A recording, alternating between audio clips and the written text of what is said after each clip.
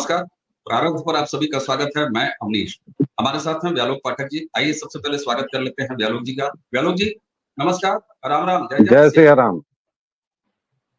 दर्शकों, इस देश में कांग्रेस का एक नेता है,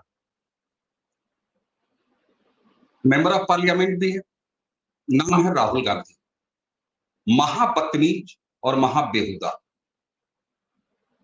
मुझे लगता है कि मेरे कई दर्शकों को आज मेरी इस भाषा पर थोड़ा सा चौंक रहे हैं, लेकिन मुझे पूरा नैतिक अधिकार है कि मैं कांग्रेस के उस नेता, उस एमपी राहुल गांधी को महाबदतमीज और बेहुदा कहूं, क्योंकि वो इस देश के चुने हुए लोकतांत्रिक प्रधानमंत्री नरेंद्र मोदी, मेरे और हम सबके प्रधानमंत्री नरेंद्र मोदी जी के बारे में तुम तड़ाम की शब्दावली का इस्तेमाल करता है।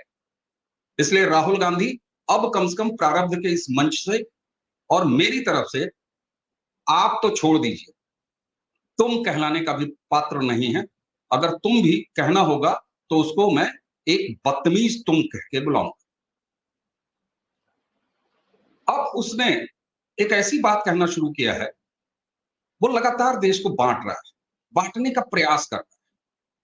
वो हिंदुओं को बांटने पर तुला हुआ है और अब जातियों के सर्वे के नाम पर जातियों को बांट रहा है, लेकिन दो कदम उससे भी आगे बढ़कर अब वो जाति विशेष को टारगेट कर रहा है। उसने संपत्तियां लूटने और कब्जाने पर राजा महाराजाओं की आरोप लगाया, लेकिन प्रधानमंत्री कह चुके हैं कि उसने अपने, जी हां, अपने सगे मुगलों के बारे में, उन आक्रांताओं के बारे में, उन जिहादियों के बारे में कुछ नहीं कहा। क्या इस देश में मुगलों ने राज नहीं किया है? और राज किया है तो उन्होंने खेत जमीनें तो कब्जाई ही कब्जाई, हिंदू धर्म स्थलों को भी कब्जाया है। बाबरी मस्जिद नाम की एक सफेद चूने वाली इमारत इसके उदाहरण है, जहां आज श्री रामलला विराजमान है। कितने नाम लूं, आप सबको पता है। व्यालोक भाई, क्या मैंने कोई अशिष्टता की इस बदतमीज आदमी को बदतमीज कहने की? हम सभी ने सबसे बड़ी अशिष्टता उस दिन की है जिस दिन इस छद्म गांधी नेहरू खानदान को हम लोग पिछली 4 पीढ़ियों से ढो रहे हैं। हम सभी दोषी हैं, जिसने भी इनको अमेठी से जिताया, फूलपुर से जिताया या फिर रायबरेली से जिताया और वायनाड से जिताया। हम सभी दोषी हैं, हम सभी मुलजिम हैं। और वो इसलिए है कि यह महापतित, महाच्युत व्यक्ति इस देश की संसद में बैठता है, उस संसद में जो इस देश की सर्वोच्च पंचायत है, जहां 543 चुनिंदा लोग बैठते हैं और इस देश के 140 करोड़ लोगों के भाग्य विधाता बनते हैं, नए कानून बनाते हैं, नए कानून सिरजते हैं। बहरहाल बदतमीजी उसका पेशा है, उसका आनुवंशिक गुण है और कहिए तो उसे विरासत में मिली है, क्योंकि उसका बाप भी बदतमीज था, उसकी दादी भी बदतमीज थी और उसका परनाना भी परले दर्जे का बदतमीज। और बदतमीज ही नहीं, अहंकारी, अहमन्य और इस देश से कटा हुआ वह व्यक्ति 70 के आसपास पहुंच रहे बूढ़े जयराम रमेश को जयराम कहकर पुकारता है।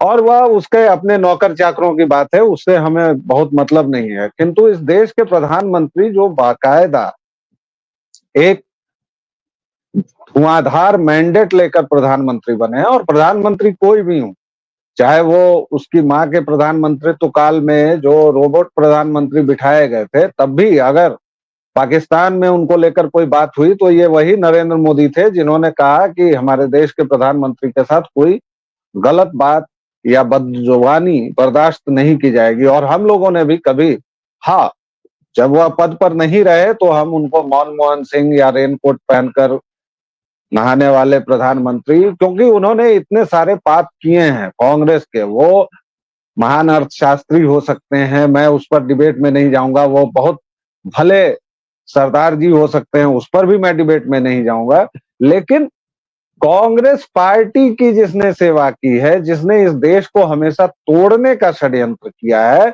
आप 1947 के बाद भी देख लीजिए, ये लोग चैन से नहीं बैठे हैं।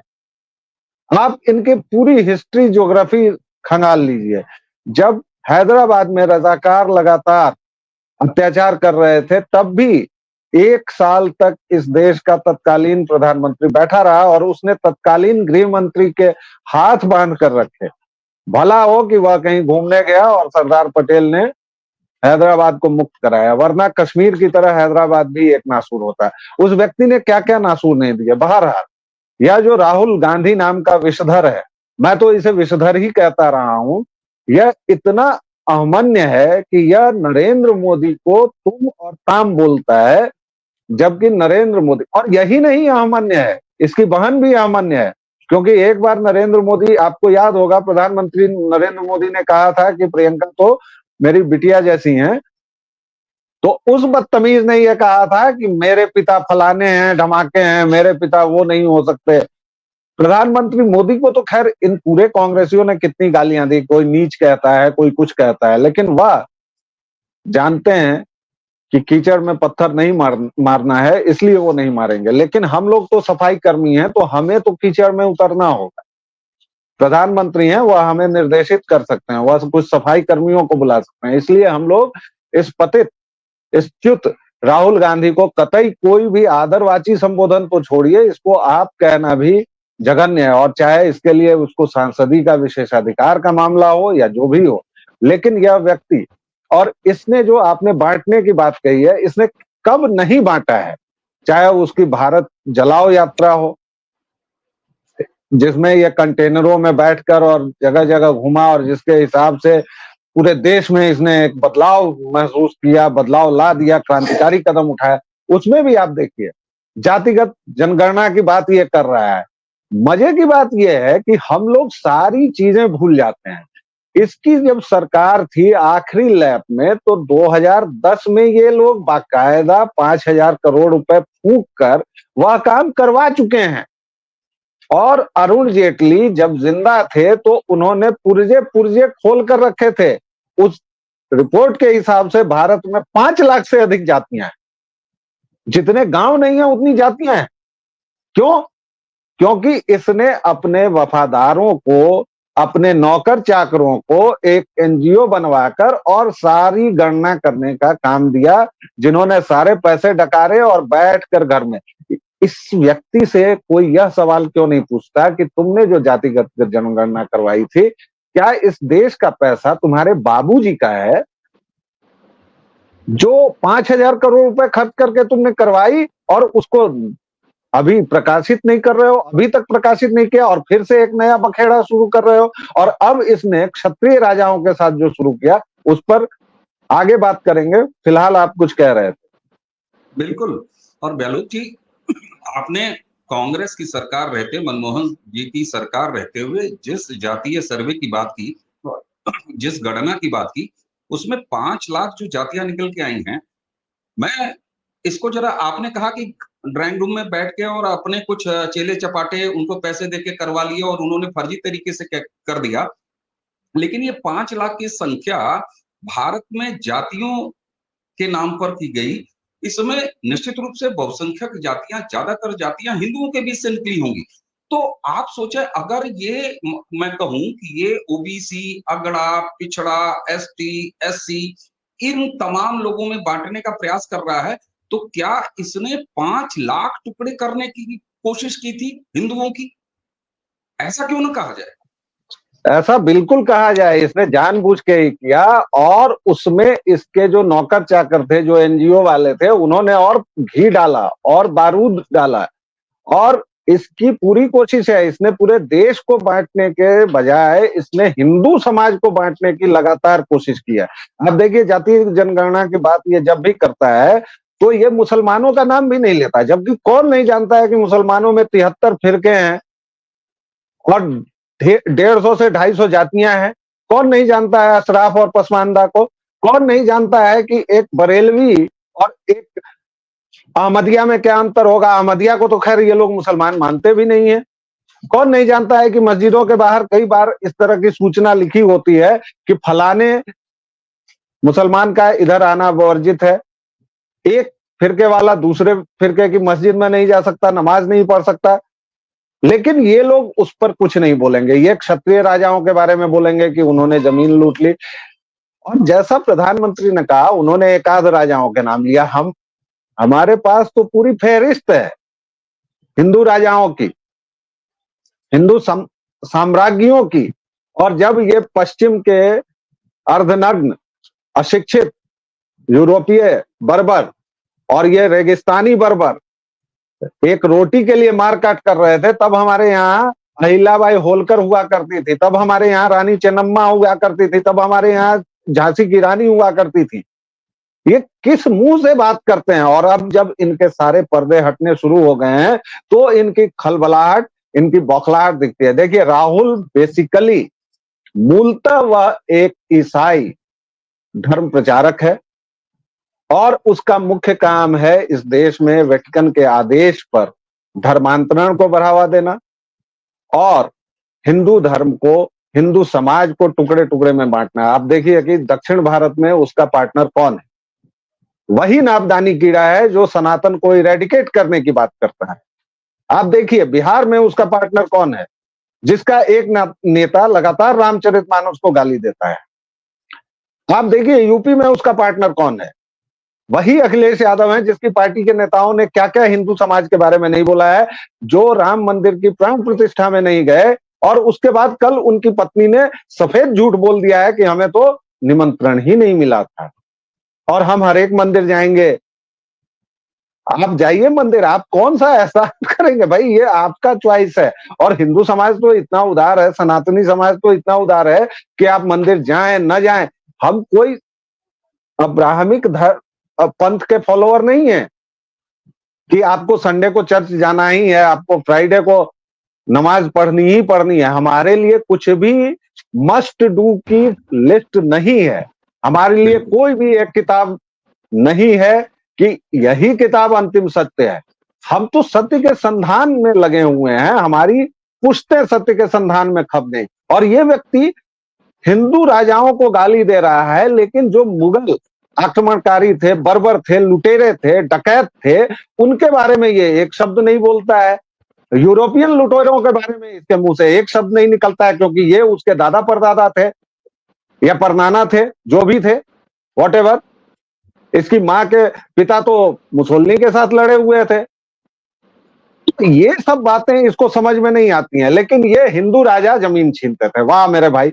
और जो बीएचयू है उसमें दरभंगा महाराज ने कितनी जमीन दी है, काशी महाराज ने कितनी जमीन दी है। आज जो पूरे पूर्वांचल का गौरव है, जहां लाखों विद्यार्थी पढ़कर इस देश को चला रहे हैं, वह बीएचयू किसकी जमीन पर बना है? क्या इसके परनाना ने दी थी? क्या इसकी दादी ने दी थी? ये आज वेल्थ रिडिस्ट्रीब्यूशन की बात करता है। ये सबसे पहले अपने परनाना और दादी की संपत्तियां क्यों नहीं बांट देता है? इससे सबसे पहले पूछा जाए कि इसने जो अवैध धन, जिसमें ये जमानत पर चल रहा है, जो ये लगातार इसकी माता जी के प्रधानमंत्रित्व काल में जितने घोटाले हुए अगुस्ता वेस्टलैंड से लेके, उस सब की कमाई क्यों नहीं बांटते हो बाबू? उसको तो बांटो पहले। बिल्कुल बिल्कुल। और व्यालोक जी, इस राहुल गांधी के नाना के इनके जो नाना थे, नाना के नाना परनाना मोतीलाल नेहरू इतने बड़े बैरिस्टर थे ना। और कांग्रेस जो कि गोदी संगठन था अंग्रेजों का, उस समय उस व्यक्ति की रोज की प्रैक्टिस 4,000 रुपए, यानी आज के हिसाब से 4 लाख रुपए बैठती है। किसका मुकदमा लड़ता था वो व्यक्ति? वो इन्हीं मुगलों की संततियों का मुकदमा लड़ता था, इन्हीं रजाकारों का मुकदमा लड़ता था। अदरवाइज 4,000, उस समय तो भारत किस तरह का देश था भाई? आम आदमी के पास आना भर भी नहीं होता था कि वकीलों को वो फीस दे, हाईकोर्ट या कोर्ट का मुंह देखे। वो तो अपनी ग्राम पंचायतों में किसी तरह बैठ के और तमाम तरह के अपने शोषण कराता था और अपनी बातें हटता था। बहरहाल, ये क्या बात करेगा रीडिस्ट्रीब्यूशन ऑफ वेल्थ की? अगर ये बात करेगा तो इसकी पूरी कुंडलियां खुल जाएंगी। अब एक चीज व्यालोक जी ये बताइए एक छोटा सा ग्राम प्रधानी का चुनाव लड़ने वाला, मैं किसी ग्राम प्रधान या जनसेवक को छोटा नहीं कह रहा, लेकिन सिर्फ उदाहरण दे रहा हूं, एक कारपोरेटर का इलेक्शन लड़ने वाला, एक स्टूडेंट यूनियन में किसी पोर्टफोलियो का इलेक्शन लड़ने वाला कोई कैंडिडेट इस बात को समझता है और सोचता है कि अगर मैं चुनाव लड़ रहा हूं तो इस समय मुझे जबान से शुचिता बनाए रखनी है, अपने व्यवहार से शुचिता बनाए रखनी है, अपने वोटरों के किसी वर्ग पर कोई ऐसी टिप्पणी नहीं करनी है जिससे मेरा एक भी वोट कम हो। ये हमारे लोकतंत्र की खूबसूरती है, ये हमारे चुनावी प्रक्रिया की खूबसूरती है। ये व्यक्ति चुनाव के दौरान इस तरह की सनातन यानी यहाँ की जो बहुसंख्यक आबादी है उसकी फीलिंग्स को इस तरीके से डिस्टर्ब कर रहा है, चुन चुन के डिस्टर्ब कर रहा है। मुझे लगता है कि ये रोज लिस्ट बनाता है कि आज मैंने इतने इतनी गालियां दे दी, अब इनको इनको और गाली देना है। साहब ये बताइए, इलेक्शन के दौरान इस तरह की हरकत करना, क्या ये नहीं कहा जाएगा कि 2024 की लड़ाई ये पहले ही हार चुका है, इसका पूरा गिरोह हार चुका है। अब ये मैक्सिमम गाली देके ये आंकना चाहता है कि अगर मैं इस देश के हिंदुओं को पूरी तरीके से बेइज्जत भी कर दूं, उनको गालियों से पाट दूं, तब देखते हैं हमें मुस्लिमों का कितना वोट मिल सकता है। ये अपनी हैसियत और अपनी औकात देखना चाहता है, क्योंकि 2024 में इसे पता है कि हमें कितनी सीटें आनी है। क्या इसको ऐसे देखा जाए? क्योंकि इसने बदतमीजियों की हद पार कर दी है और लगातार करता जा रहा है। अभी तो चुनाव 1 महीने, सवा महीने चलने हैं साहब। जो व्यक्ति 2 साल का बच्चा हो और उसके सामने किसी राज्य का राज्यपाल इस तरह फोल्डेड हैंडेड, और वो 4 वर्ष की अवस्था से यही देख रहा हो, जब वो कहीं दौरे पर जाए तो देखे कि उसके चप्पल लेने के लिए, उसकी चॉकलेट लेने के लिए कतार लगी हुई है, तो उसका ऐसा विक्षिप्त हो जाना कोई असामान्य बात नहीं है। इसके पिता का शौक था कि वह हवाई जहाज में सफर करते हुए मुख्यमंत्री बदला करता था। मैं राजीव गांधी की बात करता हूं। वो एक हवाई अड्डे से दूसरे हवाई अड्डे तक पहुंचता था, तब तक वह किसी राज्य का मुख्यमंत्री बदल देता था। कांग्रेस का ये कल्चर है। और यह व्यक्ति, यह विषधर राहुल, इस देश को अपनी जागीर समझता है और इसका पूरा जो अभी का विष निकल रहा है, ये जो जहर बयानी कर रहा है, ये जो जहर उगल रहा है, वो केवल इसलिए उगल रहा है कि इसे यह नहीं समझ में आ रहा है कि अरे ये मेरी प्रजा थी, ये अचानक ऐसा कैसे हो गई, प्रजा में इतना डिसोबीडियंस कैसे आ गया, इतना नकार कैसे आ गया, हमारे जूतों के तले पलने वाले लोग आज हमारे सामने छाती खोलकर कैसे खड़े हैं। ये इस व्यक्ति की समस्या है और ये इसकी पूरी गिरोह की समस्या है। और आपने जो बात कही उससे मैं पूरी तरह इत्तेफाक रखता हूं कि इसे पता है कि 2024 का ये चुनाव हार चुका है। इसको ये भी पता है कि इसको मुसलमान वोटों को कैटर करना है और यह अब केवल उनको इकट्ठा करने पर, क्योंकि उसमें भी तो बहुत सारी हिस्सेदारी है ना भाई। क्षेत्रीय दल हैं, AIMIM है, रजाकारों की पार्टी है, रजाकार असदुद्दीन ओवैसी है। तो अब ये चाह रहा है कि मैं सबसे बड़ा मुसलमान हितैषी बनकर और उनको इकट्ठा कर लूं, क्योंकि मुसलमान तो हमेशा फ्लॉक वोटिंग करता है, वो तो एक तरफ जाता है, वह कभी भी कंस्ट्रक्टिव वोटिंग नहीं करता है, वह कभी भी पॉजिटिव वोटिंग नहीं करता है, वह कभी भी देश के विकास के लिए वोट नहीं करता है, वह कभी भी समाज के कल्याण के लिए वोट नहीं करता है। वह केवल और केवल इसलिए वोट करता है कि फलानी पार्टी हार जाए और उम्मत का कितना भला हो सकता है। मुसलमानों की पूरी दुर्दशा का यही कारण है और इस बात को मुसलमान जितनी जल्दी समझेंगे उतनी जल्दी, चाहे कांग्रेस हो चाहे रजाकार हो, हर एक पार्टी से किनारा कर लेंगे। लेकिन यह बदतमीज लगातार उसी की कोशिश कर रहा है और इसके सारे गिरोही इसको उसी के लिए प्रेरित भी कर रहे हैं। बिल्कुल ठीक बात है। और ये बदतमीज राहुल गांधी, जी हाँ दर्शकों, इस वीडियो को शुरू करते समय भी हमने आज अपने भाषा का तेवर बदला है, क्योंकि राहुल गांधी हमारे देश के चुने हुए प्रधानमंत्री को तुम तड़ाम कहता है। यह व्यक्ति आप तो क्या तुम कहलाने लायक भी नहीं है, बेहद बदतमीज, महाधूर्त। और ऐसे में अब ये पूरी तरह मान लिया जाना चाहिए कि ये व्यक्ति 2024 का चुनाव खुद तो हार ही चुका है अब यह अपनी औकात तलाश रहा है कि अगर मैं इस देश के बहुसंख्यक, इस देश की सनातन संस्कृति, इस देश के हिंदुओं को मैक्सिमम अपनी कैपेसिटी तक जाके बेइज्जत कर लूं, गाली दे दूं, तो हमें सो कॉल्ड मजहबियों का कितना वोट मिल सकता है, ताकि ये भविष्य में कभी तैयारी करे कि बाकी कहां से और क्या वोट ले आना है या कौन से इसको राजनीतिक लाइन लेनी है। अगर ये कहा जाए, क्योंकि अबोध बालक को भी पता होता है साहब कि बदतमीजी नहीं करनी है चुनाव में, लेकिन ये आदमी जानबूझकर बदतमीजियां किए जा रहा है। ये दरअसल अपनी औकात नाप रहा है कि मुसलमानों का मैक्सिमम वोट, हिंदू विरोधी मैक्सिमम वोट इसको किस हालत में और कितना मिल सकता है। चलो भाई, आपने हमें समय दिया और हमारे तमाम दर्शक ये कहते हैं कि आप लोग इस बेहद बदतमीज आदमी पर समय क्यों खर्च करते हैं। मैं आप सबका सम्मान करता हूं दर्शकों, और ये मानता हूं, लेकिन बदतमीज अगर कोई घूम रहा है तो उसकी बदतमीजियां गिनाना भी हमारा आपका काम है। पहचानिए इस बदतमीज को, आप सब सूदी हैं, अच्छी तरह पहचानते हैं, और अगर नहीं पहचानते तो ये देश 2014 से अब तक लगातार चुनाव दर चुनाव इन बदतमीजियों को इनकी बिसात न दिखा रहा होता। जी गहलोत जी। अंतिम बात सभी दर्शकों से, और हम लोग अब अपने हर एक वीडियो में अंतिम चरण के मतदान तक कहेंगे कि बाहर निकलिए, वोट दीजिए, और इस मतदान में आपकी सहभागिता अनिवार्य है। बिल्कुल गहलोत जी, मैं अपने हर वीडियो को अब किसी भी गेस्ट के साथ इसी टेक के साथ समाप्त करता हूं। दर्शकों, निकलिए बाहर और बता दीजिए औकात इन बदतमीजों को जो भारत के चुने हुए प्रधानमंत्री के प्रति इतनी नफरत चारित्रिक से लेके भाषाई तक रखते हैं। गहलोत जी, आपको बहुत बहुत धन्यवाद। दर्शकों, इसी के साथ ये वीडियो अब खत्म करते हैं। नमस्कार, जय जय सिया राम।